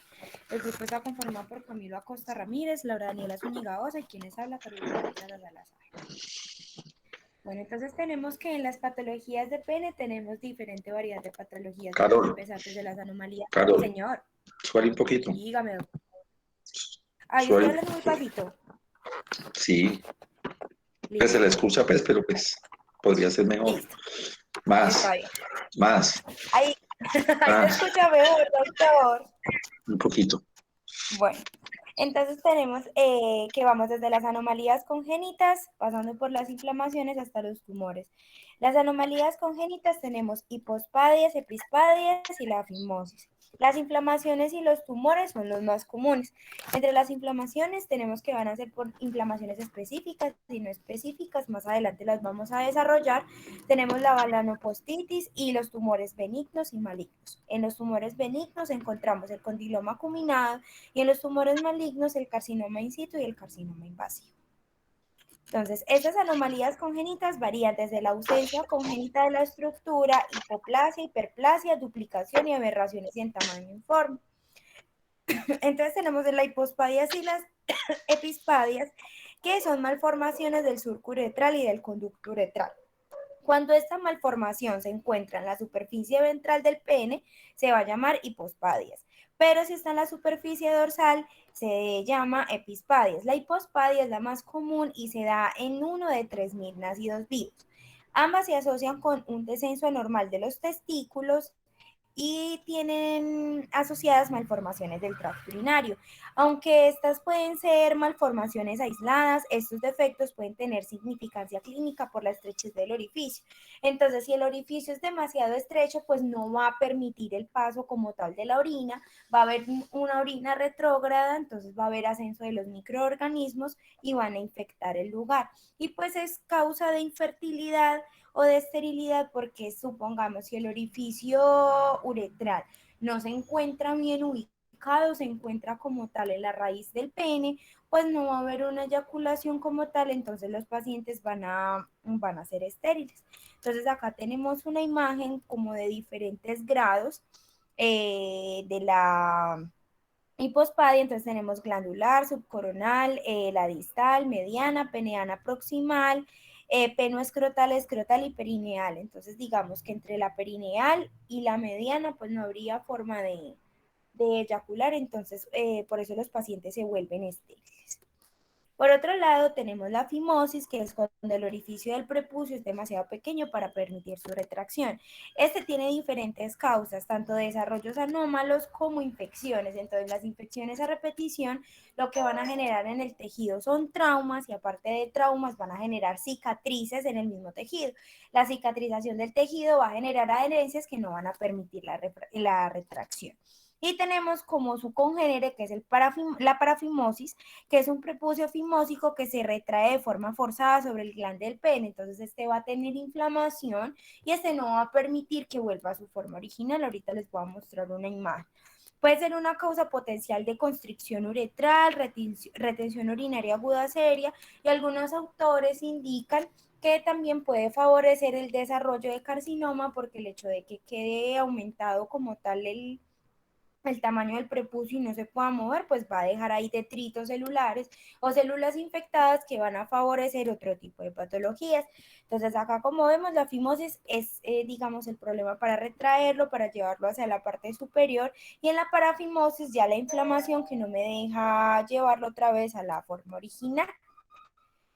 Acá tenemos como tal las inflamaciones que afectan de modo invariable al glande y al prepucio, incluyendo una gran variedad de infecciones. Entonces ya mi compañera les va a hablar sobre los tipos de inflamación.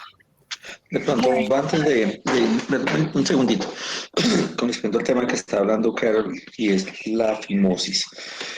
Hay una, ya se podría como en cierta forma determinar de que existe una fimosis de tipo, digamos, fisiológico. Y de acuerdo a eso, pues se tiene como protocolizado, pues de que en el momento en que nace un hombre, en las instituciones pues se tiene establecido de que se enseña a los padres una serie de conductas como para hasta cierto punto garantizar de que ese proceso fimótico, si existe algo subjetivo o relativo, se pueda corregir. En algunas instituciones lo que hacen es que al momento de nacer se le pegan como un tijeretazo al frenillo, y en una forma indudablemente superficial, y con eso pues digamos no que se garantice, pero pues que sí va a dar la posibilidad de que haya un poquito de retracción. Y luego se diría lo que se recomienda a los papás, una serie de ejercicios periódicos con mucho cuidado indudablemente, de no forzar, de no presionar, etcétera, para estar haciendo retracción del prepucio, con la finalidad de que a medida que va pasando el tiempo y su crecimiento, pues no se vaya a generar como esa gran factibilidad de que exista una fimosis. Se tienen más o menos unos estándares de que hacia el segundo año de vida, si existe retracción del prepucio, ya se considera como una fimosis, y se establece la gran posibilidad de hacer una intervención quirúrgica que se llama pues la circuncisión. Y de ahí en adelante, pues lo que van a comenzar pues, a hacer mención que todo lo que son los procesos infecciosos que generan pues este factor de riesgo a que se genere la fimosis, y más que, o además de eso, pues de todas maneras por el componente de tipo cultural, por la parte de socialidad de una persona joven, de un adolescente o de un adulto joven, o inclusive a veces de adultos de mayores que no se consulta por este tema, a pesar de existir programas establecidos del adulto joven, y en lo cual se llega a considerar pues, de que esas fimosis sí puede llegar a dar una situación, por ejemplo, como la parafimosis, que pues eso es se le llama comúnmente pues como una forma de ahorcamiento y posiblemente necrosis pues de glande.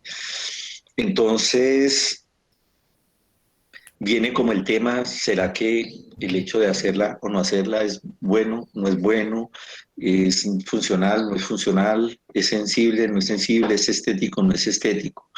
Eso no hay una última determinación, pero pues funcionalmente sin duda no genera ningún tipo el hecho de realizarla de cambios tan significativos como para, digamos, considerar que no se debe de hacer.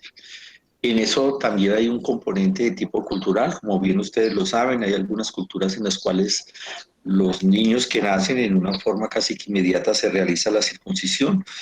Y hay algo, y es totalmente válido que en esos países no existe cáncer de pene, y mucho menos la incidencia de la presencia del BPH, o sea, la incidencia en mujeres de lesiones en cervicales con respecto pues, a fenómenos de displasia y cáncer, debido a que pues, el hecho de que no sea ya mucosa, sino que sea ya piel, pues se genera una estratificación en eso, más que estratificación es queratinización, y esos componentes virales es muy poco, y mucho menos el BPH de ir a generar la posibilidad de estacionarse en ese sitio, o sea, súculo varano prescrucial, que es la zona más viable pues, para generar este tipo de proceso. Y con eso se garantiza, pero lo hacen no por garantizar, sino por componente cultural, pero en ellos no existe y en nosotros existe. Por ejemplo,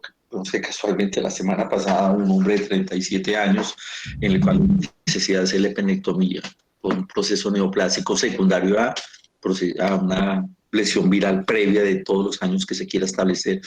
Y que además de eso, no es solamente él, a cuántas personas, a cuántas mujeres potencialmente sucedió esa infestación y el avance hacia lesiones. Bueno, quería pues como hacer el comentario pues con respecto a eso. Sigamos. Bueno, la balanopoptisis es como la infección del glande y el prepucio. Puede ser causada por una gran variedad de microorganismos y los más frecuentes suelen ser cándida, bacterias anaerobias, Gardnerella y bacterias pirógenas. La mayoría de los casos se van a presentar como consecuencia de una mala higiene local en hombres no circuncidados. En ellos se produce una acumulación de las células epiteliales descamadas, sudor y detritus en el esmegma. Y entonces todo esto junto va a actuar como un irritante local. La presencia de estas infecciones suele causar cicatrización inflamatoria y pues, como dijo mi compañera, es una causa frecuente de fimosis. Siguiente. Y pues aquí están las imágenes. El condiloma acuminado. Siguiente. Es una formación verrugosa benigna de transmisión sexual causada por el virus del papiloma humano. Puede presentarse en cualquier superficie mucocutánea húmeda de los genitales en los genitales externos de ambos sexos.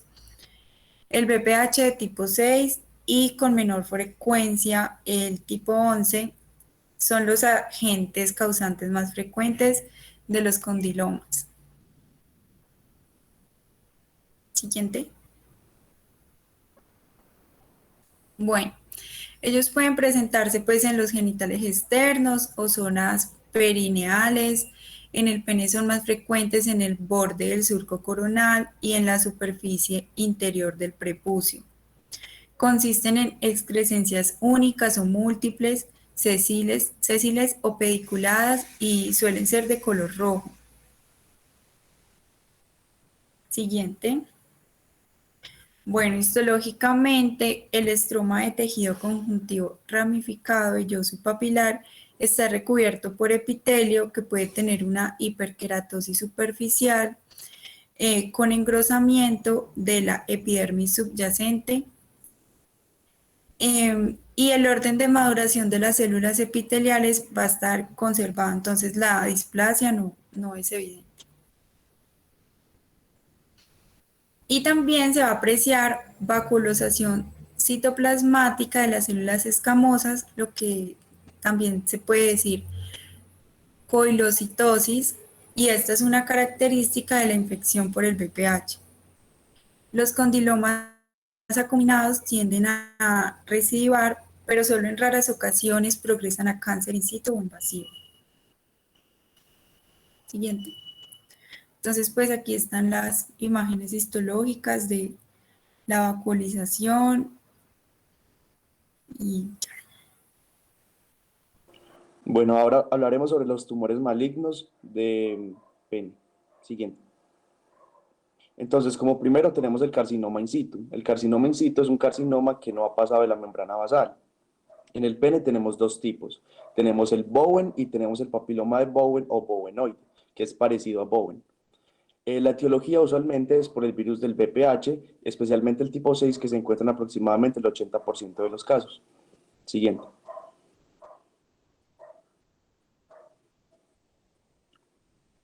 El precursor de esta enfermedad es la verruga genital o la enfermedad de los coilocitosis. Bueno, enfermedad de Bowen. En esta enfermedad se da más que todo en hombres y mujeres mayores de 35 años, que es la principal diferencia entre la enfermedad de Bowen y la enfermedad bowenoide, que es el tiempo y la edad del paciente. Esta lesión se da en el hombre, en el pene y en el escroto, y tiene dos manifestaciones clínicas. Una que es blanca y opaca, que puede ser solitaria, de un color blanco grisáceo, que puede formar una ulceración superficial y formación de costras. Y la otra es una manifestación que la podemos decir que es roja, donde el glande del prepucio varía con placas de color rojo brillante, en ocasiones aterciopeladas, y clínicamente se llama eritroplasia de Chiari. Siguiente.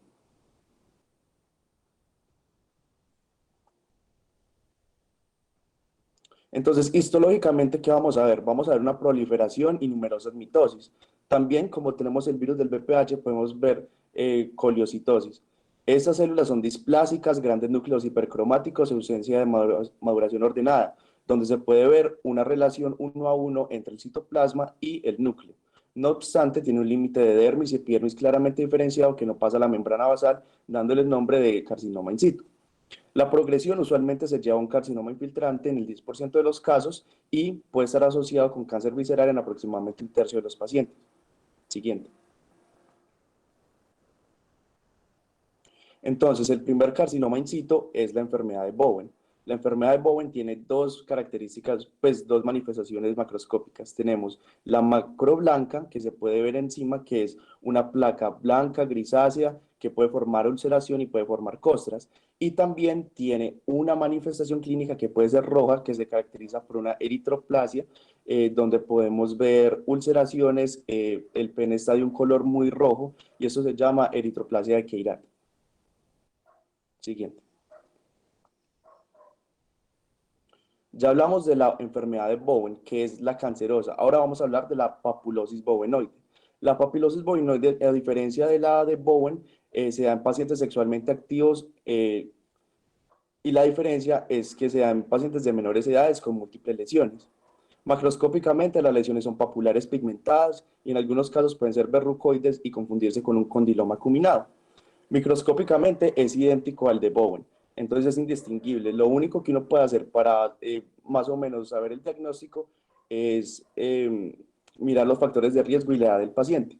La progresión usualmente nunca va a carcinoma invasivo y en muchos casos regresa de modo espontáneo. Siguiente. Entonces acá podemos ver la diferencia, podemos ver que es una placa, pueden ser placas múltiples, engrosadas y pueden formar... se pueden ver de ese color rojecino y como más grueso de la epidermis y de la dermis. Siguiente. Ahora, ya cuando es un carcinoma invasivo, quiere decir que pasa a la membrana basal. La epidemiología y la incidencia es del 10 a 20% en Asia, África y Sudáfrica, y suele encontrarse en pacientes de 40 a 70 años, los que tienen como precursor la enfermedad de Bowen. Factores de riesgo es no tener circuncisión y el humo de tabaco. Y las causas son virus del VPH tipo 16 y 18 y la enfermedad precursora es Bowen. Siguiente.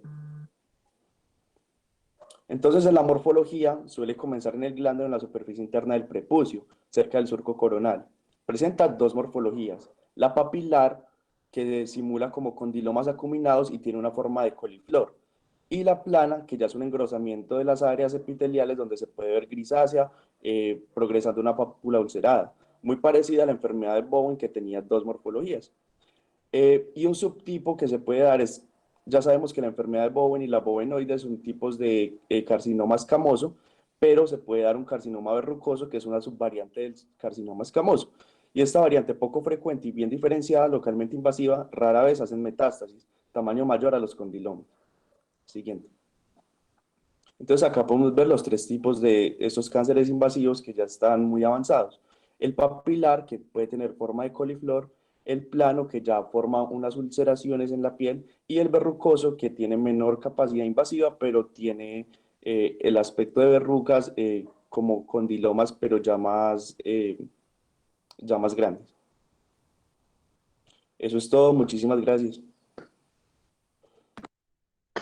Bueno, eso lo hizo pues dentro de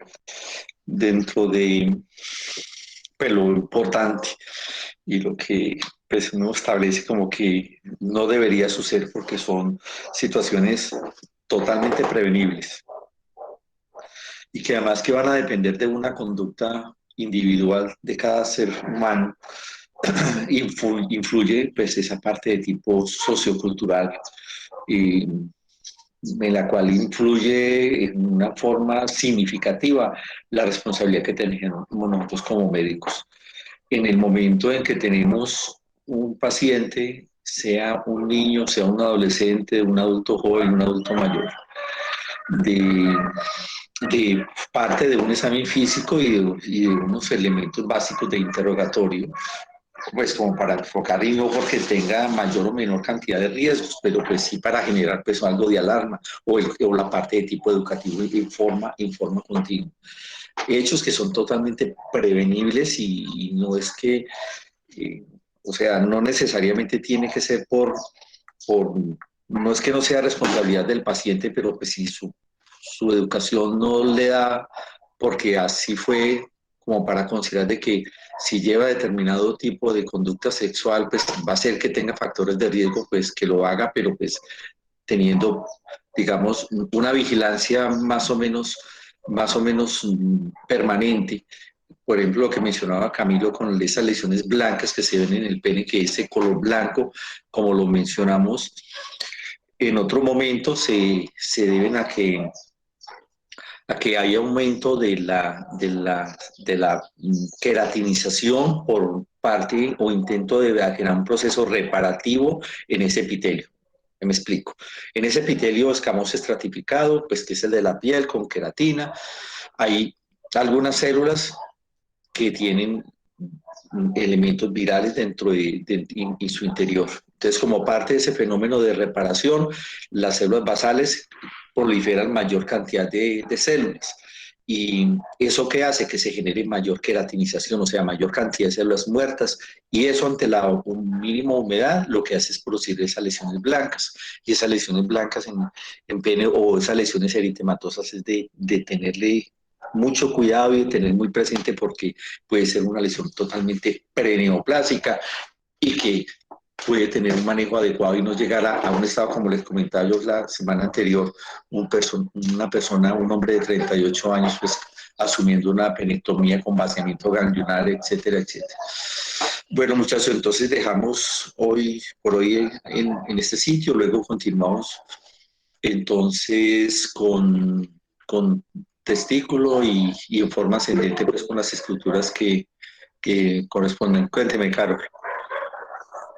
Doctora, es que yo le tenía una pregunta. Es que creo que de las exposiciones que se realizaron antes del paro, pues nosotros íbamos como a tener unos puntos, creo que para el parcial, pero pues bueno, con todo ese revuelo, los puntos no sabemos si quedaron o no quedaron.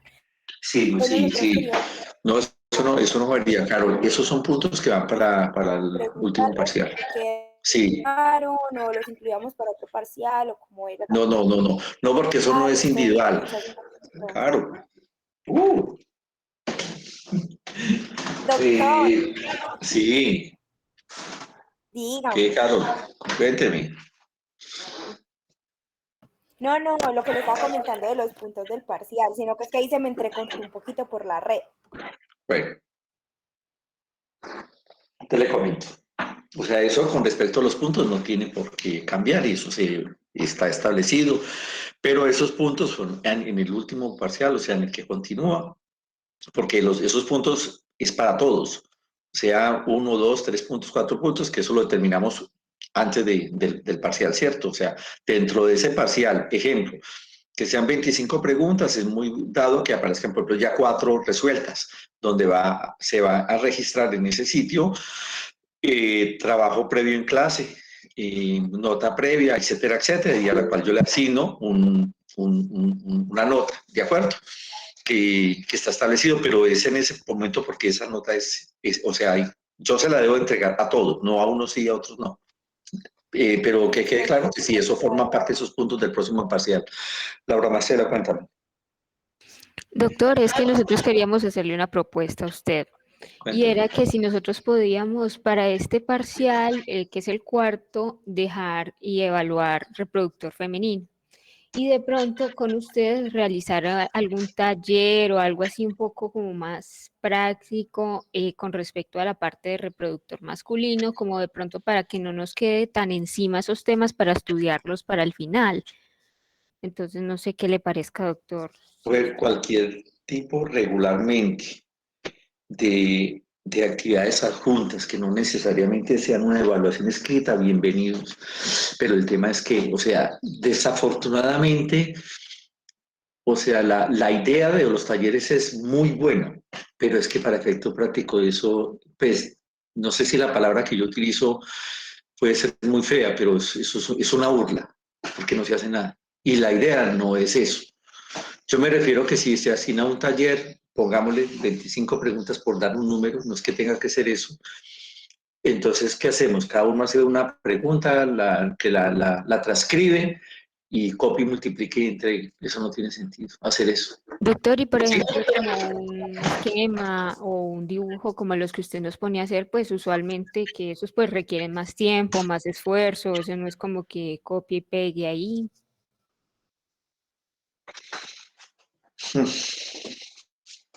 Bueno, voy a mirar a qué podemos hacer, pero es que el tema es importante. Bueno, voy a analizarlo y les comento en el próximo encuentro, les mando a decir con Felipe las posibilidades de que sea o no sé. Sí, está bien. Gracias, doctor. Eh, hay algo que yo... Sí, O la otra opción de pronto que podemos considerar es evaluarlo para el componente final.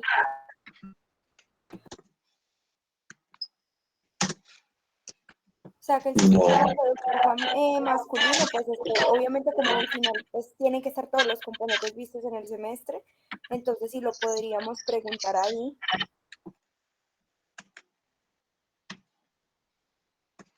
Bueno, lo tengo también como presente, a ver. Sí, yo lo tengo presente, entonces yo miro, entonces les comento, ¿sí?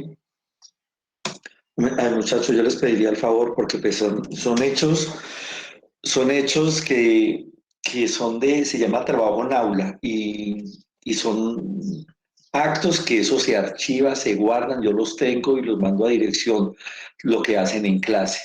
Entonces hay varios cambios que se dieron con respecto a las presentaciones, la que yo tenía inicialmente pues por ejemplo, de placenta, etcétera. Yo les pediría el favor que me las envíen al correo electrónico, lo que se ha presentado hasta el momento. O sea, ovario, pene, no, el de pene sí lo tenía yo, pero el de ovario es distinto, el de placenta es diferente.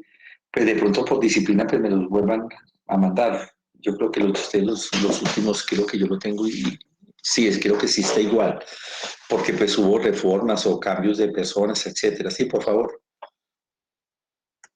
Bueno, entonces así quedamos, muchachos. Yo considero entonces y hablo con el representante o en el próximo encuentro lo determinamos, ¿sí? ¿Listo? Doctor, y otra pregunta. Sí. En cuanto al componente por ciento, ¿cómo haríamos ahí? No le entendí, fue que se le entrecortó.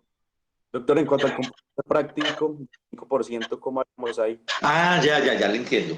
La idea es que no, pues que eso no se tiene por qué perder. Yo estoy pendiente que de pronto el doctor Ocampo hoy me diga, sí, pues que es algo que muy posiblemente sabemos de antemano que no, pero pues él dice si se puede o no se puede. Y es el hecho de hacerlo presencialmente. Ojalá. Y si no se puede, yo hago el montaje y lo hacemos virtualmente. Ese porcentaje O sea, por conveniencia de ustedes no se debe perder, ¿cierto? Que regularmente las notas son buenas y está bien que sean buenas, ¿cierto? Pero entonces lo haremos. Sea presencial o virtualmente, hacemos el laboratorio. Yo establezco unos temas, les hablo de los temas antes, de cuáles son los temas que vamos a tratar en el laboratorio y lo realizamos, ¿sí? Sí, sí, Camilo, gracias por recordarme que se me había olvidado hacer el comentario de eso. ¿Listo? Doctor, una pregunta. En el caso de la exposición de placenta, nosotros le mandamos las diapositivas y así, o sea, no le modificamos nada. Igual se la tendremos que mandar otra vez. Pues, venga, es que, bueno, yo puedo estar equivocado. Yo miro aquí un momentico algo. Perdón, 2 segunditos. A ver, yo puedo estar equivocado, mire mal o algo. 2 segunditos, yo les comento qué fue lo que yo encontré aquí. Aquí envío, binario, patología 2021, femenino. Y tengo una presentación de placenta enviada el 2 de mayo, ¿sí? Donde yo tengo Laura Marcela García, Santiago Guerrero, Lenny Melisa Muñoz. Estoy equivocado. 5º semestre Histología, Universidad del Quindío. De placenta. ¿Cómo? O sea, la presentación de placenta, no entiendo, qué pena. Yo tampoco. Pero es que ese grupo no era de placenta. Nosotros éramos placenta. Por eso de Por pronto eso. Doctor, lo que usted está ahí considerando es la exposición de histología. Ellas están hablando de la exposición de patologías de placenta. Ah, ya. Ah, Ya. bueno. Sí, Sí, doctor, sí, sí. yo aquí estoy revisando en lo que yo le envié. Yo le Ah, bueno. envié el 21 de junio y le mandé la diapositiva de patología de placenta. Si quieres, se la reenvío nuevamente. Sí, por favor, revíemela, por favor. Es que, ¿sabes por qué, mujeres? Que son, no sé, digamos, para 300 correos diarios, entonces a buscar hacia abajo, se vuelve dispendioso. Sí, mándemela, por favor, reenvíemela. Y ojalá me la reenviaran todos, sí, para formar el paquete. Listo. Sí, listo, gracias. Sí, o a mandé. Quindío 6. Es por eso, entonces hoy mismo cojo y encarpeto todas esas presentaciones.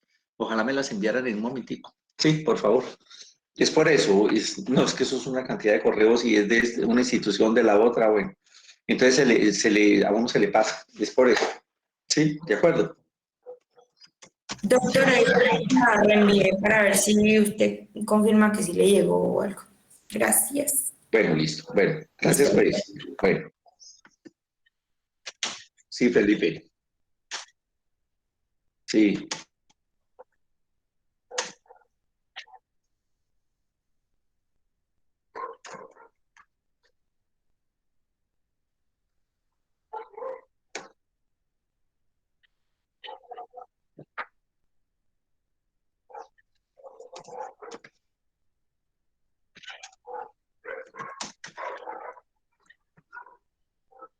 Ah, bueno, no, yo pensaba que en eso era, no, pues, o sea, si se presenta, digo yo, por ejemplo, yo pues pienso, solamente es por hacer tener la disciplina de hacerlo, pero lo más seguro es que estoy seguro que me van a decir que no se puede y listo.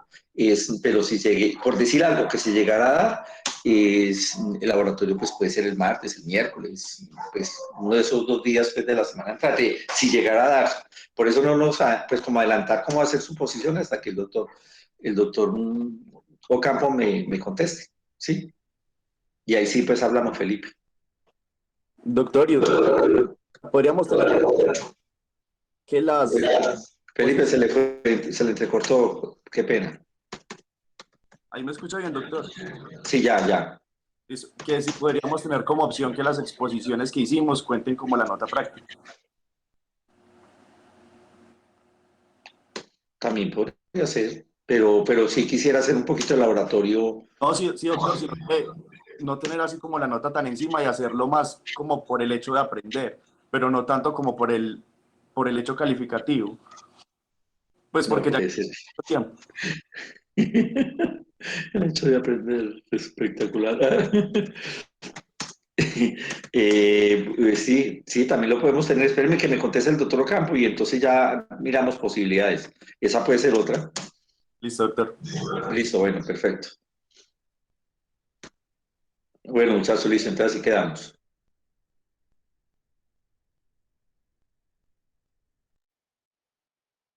Listo, doctor, muchas gracias. Listo, doctor, muchas gracias. Gracias, doctor. Gracias, Hasta doctor. luego.